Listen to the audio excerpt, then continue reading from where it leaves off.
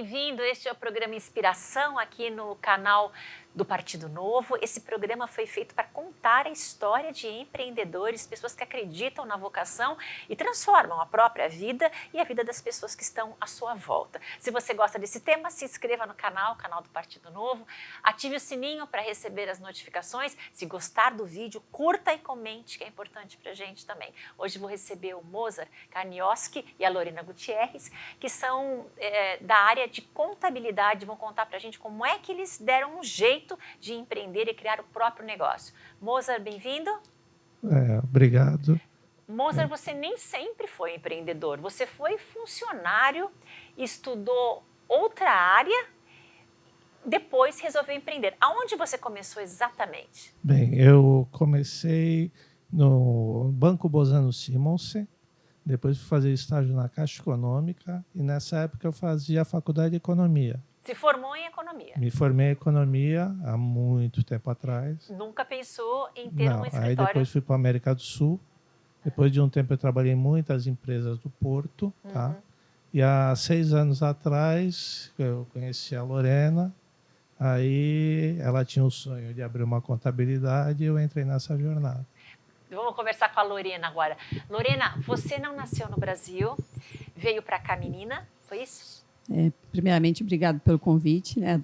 Te admiro muito, acho o teu trabalho excepcional. Eu sou chilena, vim com 3 anos, né? Mas me considero brasileira. E, na verdade, eu sempre tive o sonho de ter um negócio, porque eu tenho aquela coisa da veia de vendas, né? De ser vendedora. Então, eu trabalhei no banco, vendia muito no banco, então sempre me virei por esse lado. Só que eu gosto de números também, então eu fui estudar contabilidade. E aí eu falei, nossa, dá para ser proprietário de escritório, só que eu sei que não é brincadeira, né? Então eu falei, tem que estudar muito. E aí eu fui entrando em escritórios grandes, fui trabalhando como funcionária em vários departamentos. Então eu passei por todos os departamentos antes de abrir o meu próprio negócio. Mas você falou que passou pelos departamentos porque você leu isso num livro e achou que isso seria um jeito de chegar ao seu negócio? Foi. Eu li O Segredo da Mente Milionária. E, naquela época, eu já tinha a vontade de ter um negócio. E, quando eu li esse livro, ele conta a história dele de que ele faliu uma empresa e que, quando ele se deu conta de que, para ele ter uma empresa de sucesso, ele teria que conhecer até o chão da fábrica, né? Então, ele começou varrendo na máquina de xerox, observando cada departamento. E aí, eu fui fazendo igual.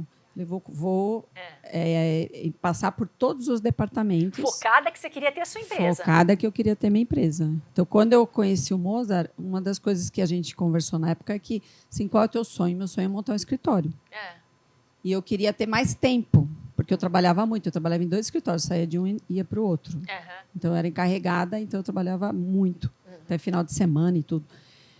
Aí eu me dei conta que dava, sim, para fazer, porém, como eu vi as dores dos outros contadores, eu achei que seria melhor começar com uma franquia. A ideia da franquia foi sua? Foi minha. Aí eu pesquisei várias franquias e essa era a mais viável na época.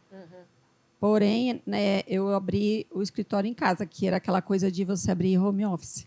Mozart, você já começou antes de abrirem a própria empresa, na casa da Lorena, já ajudava ela nesse momento? Nessa época, ainda não. Ela começou o sonho sozinha? Ela começou com uma sócia, tá? Aí a sócia saiu e eu entrei. Porque a sócia não estava entregando o que ela precisava, tá? Aí nós passamos... Eu falei para ela que, como o home office não dava muito certo, porque o escritório de contabilidade o pessoal não confia muito, aí fomos fazer um escritório, né? Vamos montar o escritório. No formato franquia? Formato franquia. Você acreditou que a franquia pudesse ser boa logo no início? Sim. E foi bom durante um tempo? No começo foi. Principalmente porque nós não sabemos muita coisa sobre o escritório, os processos que você tinha que fazer, toda a parte de falta de conhecimento prático, tipo de ver sistemas, que tipo de processo você vai fazer, como você vai tratar com os funcionários, essa parte, né? E a franquia mandava tudo pronto para vocês? Não mandava pronto. Não. A gente teve um treinamento, É. tá? Para lidar com isso e também um treinamento de vendas de contabilidade, tá?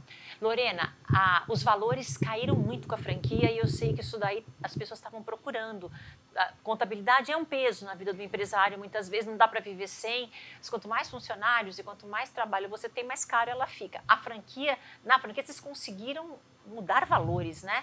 E atrair pessoas. Na verdade, a franquia ela trouxe aquele modelo de negócio que a gente não precisava ter funcionário, que a gente poderia terceirizar com eles a mão de obra. Que acaba sendo muito caro a mão de obra, justamente porque o pessoal é funcionário muito antigo, então tem aqueles anuênios e não se atualiza, né? Então não estuda, então o funcionário acaba ficando muito caro. E aquele exército de mão de obra, então assim, os honorários eram bem altos, então não conseguiam, os escritórios não conseguiam cobrar menos que um salário mínimo, né? Então esse modelo de franquia e tudo isso que aconteceu até quando veio o Contabilizei, veio para mudar né, essa realidade. E aí a gente, o nosso departamento pessoal, por exemplo, é terceirizado e elas só trabalham para escritório de contabilidade, justamente porque a franquia nos proporcionou isso. E a gente continua com esse modelo, mesmo depois que a gente não deu continuidade mais. E isso era um nicho que estava precisando de mudança. Era uma inovação. Estavam procurando novos valores e uma nova maneira de trabalhar com contabilidade, ainda mais depois do digital, né? E também é uma coisa que a gente percebeu assim, que veio muita tecnologia na contabilidade, uma velocidade assim que para acompanhar não é fácil. E a franquia ela trouxe isso, um aplicativo no celular, um sistema que tem lá, as tarefas para você fazer. Então, assim, a gente conheceu um modelo de contabilidade que era isso até que eu estava buscando, que eu sabia que tinha muito erro né, nos prazos, na entrega. Então, assim, a contabilidade ela mudou muito por causa da tecnologia. Então, realmente, você consegue fazer muito mais coisa em menos tempo, com menos funcionário. Agora, a pergunta que não quer calar, né? O que os empreendedores mais erram na parte de contabilidade? Os enganos, eles não fazem conta, eles não pesquisam antes de começar um negócio, porque você tem que pagar a contabilidade e pagar todos os impostos e acessórios que vêm disso, e às vezes o empresário não está esperando, eles não contam muito com isso, Lorena. Então, isso é uma das dificuldades né, que a gente vê, porque a legislação é complexa. Né? A gente tem um sistema tributário absurdamente complexo. Então, o empresário, muitas vezes, ele nem imagina que tem taxa de licença, que tem taxa de publicidade, que ele vai pagar um monte de coisa além do honorário da contabilidade. Então, ele olha assim, os impostos mais a contabilidade mais as taxas, já fica inviável, né? Para ele abrir uma empresa. Às vezes, ele abre depois que ele vê que o negócio não é tão simples, né? Então, o que a gente tenta fazer quando uma pessoa chega para abrir uma empresa, a gente conversa bastante sobre tudo que ele vai gastar.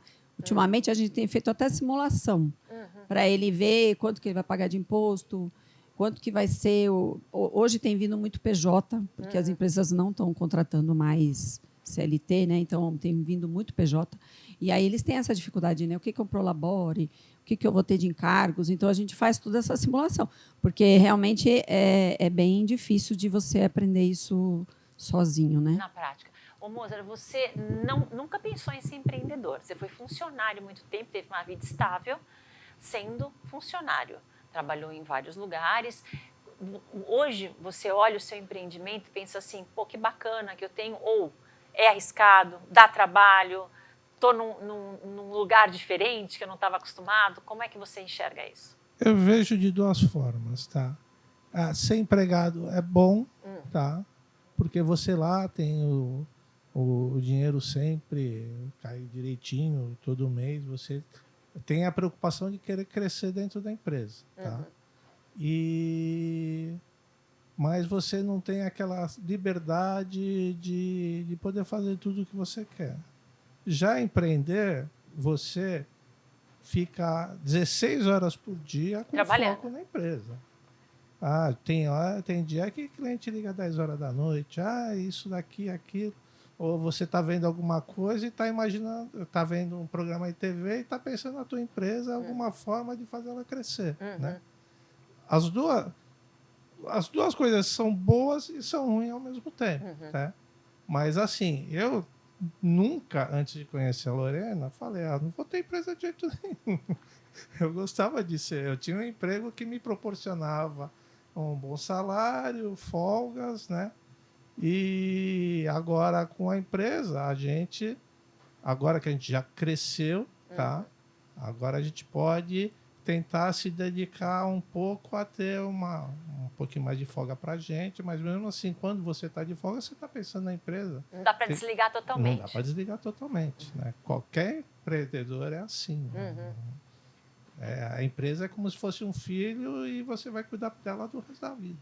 E as mudanças econômicas? Você estudou economia, trabalhou em banco, então a sua visão deve ser bem lúcida a respeito do caminho que a economia no país faz. E no Brasil a gente tem viravoltas e mudanças bruscas e dorme com medo de como vai acordar amanhã. Para você ter uma ideia, que eu trabalhei em 3 lugares de bancos, né, durante 8 anos. Eu peguei 6 mudanças de moeda.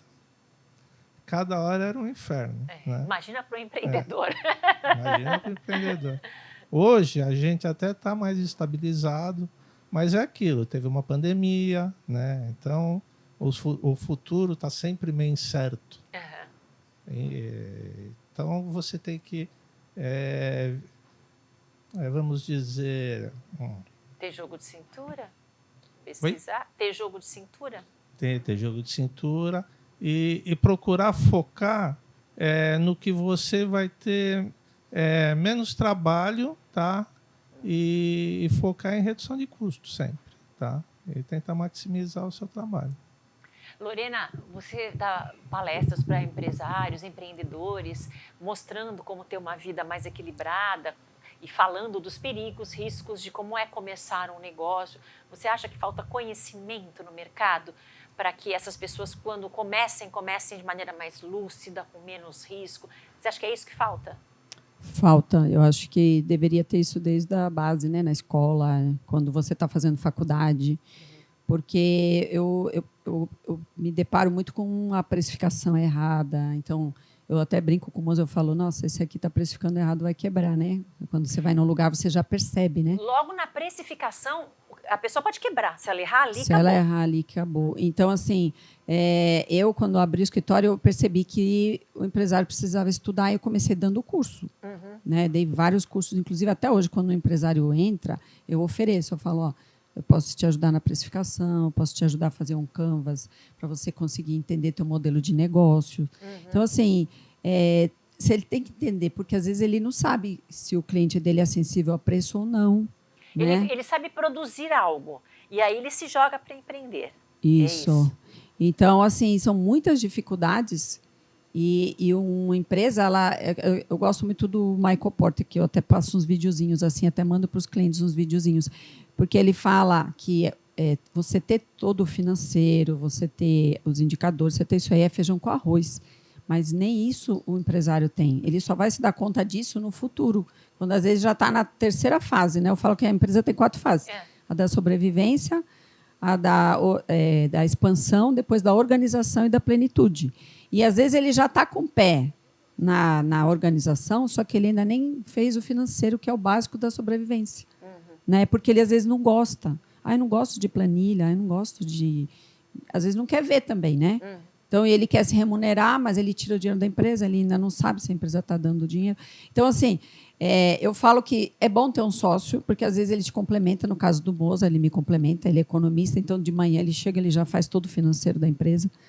Eu já sou mais executora comunicadora, então eu gosto mais do operacional, gosto mais do balanço, gosto mais de ir atrás do cliente, de conversar com o cliente. Então, assim, você tem que ter esse complemento, porque sozinho, empreender sozinho é muito solitário e é difícil. Qual é o principal erro que você vê na hora de abrir um negócio? A gente ouve falar de vários, né? A precificação, a falta de conhecimento a respeito de impostos, do seu produto, o fato também de juntar empresa e pessoa física na mesma conta e fazer uma salada. O que você vê que é o problema maior, que assim, o que mais acontece? Eu vejo que são duas coisas. É você não conhecer teu público. Então, assim, eu vou vender... eu quero vender... Bolo. Porque eu sei fazer bolo. Mas esse público que você vai vender bolo, ele é sensível a preço? Né? Então, qual a qualidade desse produto? Então, preço e qualidade não podem andar juntos, né? Eles andam bem separados, né? Então, se você quer qualidade, você não tem que se preocupar com o preço. E aí, a gente tem essa coisa no Brasil, que eu falo até meio cultural, né? De você querer colocar preço nos outros, nas coisas dos outros, né? E achar que está sempre caro. Só que você não está preocupado com a qualidade, com o produto que aquela pessoa usou. Né? Então, a gente é cultural isso. Eu vou até te dar um exemplo rápido. No Chile, meu primo foi para lá e ele falou assim que ele foi falar para o cara brincando. Me dá 2 por 20. Tá? Vamos falar, eram 2 por 30, né? 15 e 15. Me dá 2 por 20. Aí a pessoa que estava vendendo se ofendeu. Falou assim, você não sabe fazer conta? É 15 e 15. Não tem isso de vou fazer menos. E aí a gente tem esse hábito. E tem povos que fazem, né? Tem lugares que eles fazem negócio o tempo todo, que você fica pechinchando.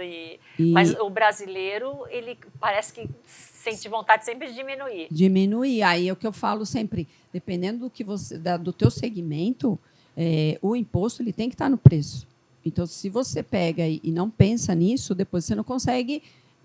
pagar o imposto. E aí o empresário fala, mas quem paga o imposto é o consumidor final, não é o empresário. E aí ele não consegue pagar porque ele precificou errado. E aí ele não consegue repassar esse dinheiro para o governo. Então, ele acaba se endividando, criando uma dívida lá enorme com a Receita Federal, com tudo, porque ele precificou errado. Então, assim, são várias questões. Eu vejo que essa é uma bem forte que faz as empresas quebrarem. Porque não adianta você vender muito. Às vezes a pessoa vende muito, sim, mas está vendendo com o preço errado. Aí quebra. O carro-chefe dela é o que dá o prejuízo. Então, assim, eu vou vender uma pizza, eu vendo ela a 80, só que o meu custo dela é 80. As outras que eu teria lucro, eu não vendo quase. Então, não adianta. Você viu isso de perto? O empresário chega lá vendendo muito. Fala, eu vendo muito, mas a minha conta não fecha. Mas não fecha, porque o carro-chefe dele é o que dá prejuízo. Então, assim, você tem que ver quem é teu público, preço, qualidade. Isso é uma das coisas que você tem que estudar o teu negócio. E com o tempo você vai descobrindo quem é teu público, né? Quem são as pessoas que eu conheço, qual é o meu network, quem compra de mim. Então, eu tenho que baixar meu custo. Se eu quero realmente atender aquele público que é sensível a preço. Né? Assim, a gente vê muita coisa na internet, o pessoal coloca lá que tem fila lá nessas lojas caras de marca. Só que assim, quem é o público e o que você está vendendo, para quem você está vendendo. Então, você não pode querer fazer o que os outros estão fazendo. O que serve para um, às vezes não serve para Não outro. serve. E essa coisa de você pesquisar preço do concorrente, querer ser igual ao concorrente, você não sabe o que ele está usando. Então, assim, precisa estudar muito o teu negócio. E, assim, não é fácil. Por isso que eu gosto muito de ensinar, né, o empresário a errar menos, né? Para poder sobreviver. Ô, Mozart, com a experiência que você tem, o que você acha que é um problema nos dias de hoje para o empreendedor? A situação, a volatilidade da economia, a política, a falta de conhecimento, a partir do seu histórico de trabalho. Quando você olha, porque a sua vida parece ser mais certinha, economia, banco, você vê todo o processo. Eu vejo assim, tá? A falta de planejamento, tá? A pessoa ela quer abrir uma empresa, mas ela não pensa como é que vai ser durante um ano, como é que vai ser durante 2 anos, como vai ser durante 3 anos. E assim, ele acaba às vezes tendo um sócio que ele não sabe, que é o banco, o cartão de crédito, porque esse tipo de empresa ele vai lá, eu estou precisando de dinheiro agora, eu vou fazer o adiantamento do cartão de crédito. É aí que ele começa a ter problema. Que vai, agora é 1%, daqui a pouco é 2%, daqui a pouco ele não sabe, está pagando 5%, 6%. Tá? Fazer conta é um problema, né? Sim. Porque te oferecem muito dinheiro no banco o tempo todo. É empréstimo, é cartão, adiantamento de boleto, um monte de coisa. Mas isso tem um custo alto. E eu acho que o brasileiro não está pronto para olhar isso de frente. E fora as taxas, né? Ele não procura, vamos dizer, hoje existem os bancos digitais que praticamente você não paga quase nada com eles, né? Aí ele continua num banco que ele vai ter um monte de coisa lá que está sendo cobrada, que esse dinheiro podia estar no bolso dele. Mas e por que ele faz isso? Porque ele sente receio de ir para um banco digital que não tem uma porta Os aberta? dois, é mais receio, tá? Nós trabalhávamos com esses grandes bancos, tá? Aí tinha uma época que o que ele oferecia era um absurdo, não oferecia nada e só cobrava, tá? Aí eu comecei a ver bancos digitais, passei para os bancos digitais. Hoje nós trabalhamos 3 anos em bancos digitais e o custo financeiro é praticamente zero. Bom, tem que pesquisar, tem que entender. Tem que entender. Tem que estudar. E não é muito... a maioria das pessoas, às vezes, arriscam, né? Começam a fazer. E hoje em dia está fácil estudar, não está? Pela internet, cursos baratos, alguns grátis, Sebrae. Sim. Você tem um monte de opções de forma de você aprender sobre o seu negócio. Isso sem dúvida. Você pode também, eu vou abrir uma empresa, tá? Eu vou abrir uma franquia, vamos dizer. Qual é o maior erro de quando as pessoas abrem a franquia? Qual? Eu vou abrir, eles só escutam o que o cara está falando da franquia. Aí, eu quero falar com os franqueados. Aí vai ver os franqueados, ele indica os franqueados que estão se dando bem. Mas você tem que perguntar, eu quero 3 que fecharam. Para saber quais foram os problemas. Para conversar com eles, para saber os problemas. É uma mentalidade diferente, né? Você vê eu vou abrir, eu vou fazer, fazer um lugar que vende açaí, tá? Mas você tem que ir em outra cidade, ver como é que funciona o negócio, mesmo sem ser franquia, ver como é que funciona o negócio, conversar com a pessoa, porque essa experiência de outros empresários é sempre bom você ter, porque às vezes você vai acabar não errando. E um dos maiores problemas do empresariado também é funcionário, tá? Escolha de funcionários errados, tá? E ele acha que os funcionários estão bem, mas a mão de obra, infelizmente no Brasil, não é muito qualificada, tá? Então é sempre bom ele procurar essas empresas que fazem terceirização ou treinamento? Selecionar, né? Recrutamento. Recrutamento, tá? É sempre bom procurar, porque vai ter menos problema, porque eles vão lá ver perfil da pessoa você pega muito por indicação. Eu coloco uma plaquinha lá, ou eu estou precisando de alguém, aparece lá, aparece um amigo. Esse é um problema. Esse é o problema, tá? Que é cultural também, né? Verdade.